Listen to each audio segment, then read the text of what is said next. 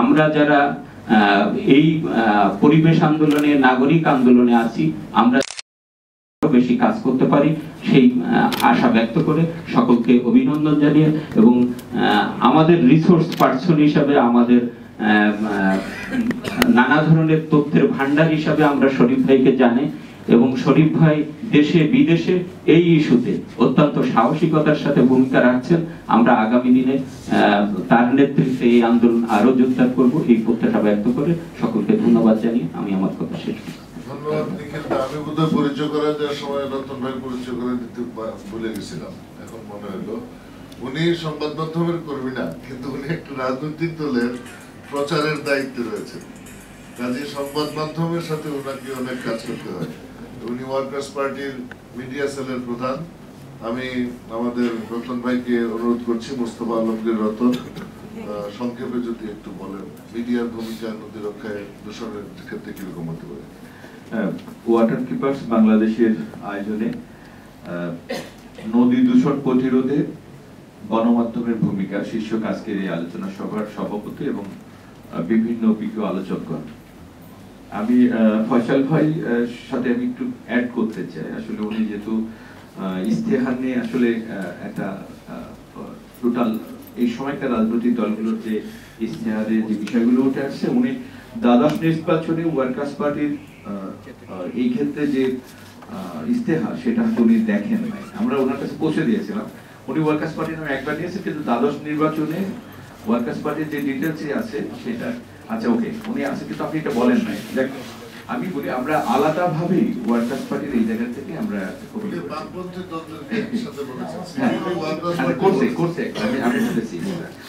আমি প্রথমত বলি যে আসলে এখানে আমি আমার নিজের প্রয়োজনে আসছি, একজন মানুষ হিসেবে, রাষ্ট্রের একজন নাগরিক হিসেবে আসছি, নিজের বেঁচে থাকার জন্য আমি আসছি। পানি, বায়ু এবং শব্দ দূষণের কারণে আমরা যারা এই ঢাকা শহরে বসবাস করছি কিংবা পুরো বাংলাদেশটাকে দিকে যদি আমরা তাকিয়ে দেখি, তাহলে দেখবো যে আসলে সর্বাঙ্গে ব্যথা ঔষধ দেব কোথায়, এরকম একটা অবস্থা হয়ে গেছে। এখানে আমরা যারা আসছি সেই একই তাগিদেই আমরা এখানে উপস্থিত হয়েছি, এবং নদী দূষণের কথা জায়গা থেকে আজকে বিশেষ করে দূষণ প্রতি গণমাধ্যমের ভূমিকা যেটা বলছে, বিশেষ করে প্রতিরোধের ক্ষেত্রে, আমি আসলে প্রতিরোধের ক্ষেত্রে গণমাধ্যম কতটা ভূমিকা রাখতে পারবে জানি না, কিন্তু ওনারা এই বিষয়গুলো তুলে আনতে পারবেন, এবং যাদের দায়িত্ব এটা প্রয়োগের রাষ্ট্রের জায়গা থেকে, আমি নিশ্চয় ওনারা তুলে আমি বলি যে আমি এই নদী নিয়ে যতটুকু জেনেছি, আমার বাম পাশে যে নিখিল চন্দ্র ভদ্র আছে, আমি কালের কণ্ঠের বিশেষ করে অনলাইনে গিয়ে আমি তার লেখাগুলো পড়ে সমৃদ্ধ হয়েছি। এখানে যারা আছেন আরো যারা গণমাধ্যমে, তাদের লেখাগুলোর মধ্য দিয়ে আমি জেনেছি বাংলাদেশের বিশেষ করে নদীর সংখ্যা কত, 1008টি বাংলাদেশের যে নদী আছে, সেই নদীগুলো যে দূষণের মাত্রা, নদী দখল হয়ে যাওয়া, সবটা বিষয় কিন্তু গণমাধ্যমের মধ্যে উঠে আসছে। আমি বলবো যে গণমাধ্যম যেহেতু গণযোগাযোগের মাধ্যমে জনগণকে সম্পৃক্ত করে, গণমাধ্যম বাংলাদেশে সব থেকে বড় ভূমিকা পালন করে। আমি নিজেই তার উদাহরণ, একজন রাজনৈতিক কর্মী হিসেবে কিন্তু এখানে গণমাধ্যমে যে ব্যক্তিবর্গ আছে, এখানে এই যে পিনাকিদা আছে, নিখিল চন্দ্র ভদ্র, বা আমার ডান পাশে পলাশ ভাই, কিংবা তার পাশে রাশেদ ভাই, বা এখানে যারা আসেন নাই, তাদের সবার কাছে আমি কিন্তু chief reporter, head of news, তাদের কাছে কিন্তু আমার রাজনৈতিক নিউজের ক্ষেত্রে আমি তাদেরকে ফোন করি, যার কারণে আমার সাথে তাদের সম্পর্ক হয়েছে।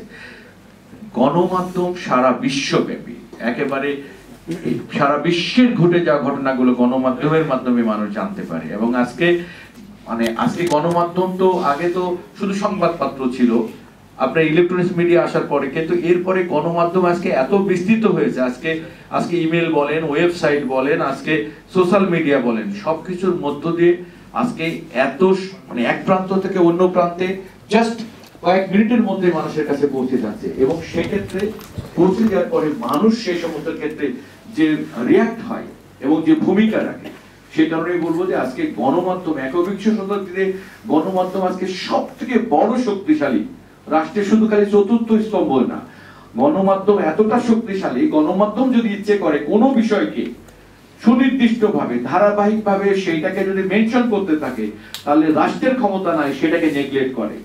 কিন্তু দুর্ভাগ্যজনক কখনো কখনো আমি বলবো, যেহেতু অনেক আলোচক আছে, আমি সংক্ষেপে বলবো যে এক্ষেত্রে যেটা দাঁড়ায়, কখনো কখনো এখানে যে মানুষগুলো আছে তারা ইচ্ছে করলেও কিন্তু কখনো কখনো কোনো নিউজ বাধাগ্রস্ত হয়।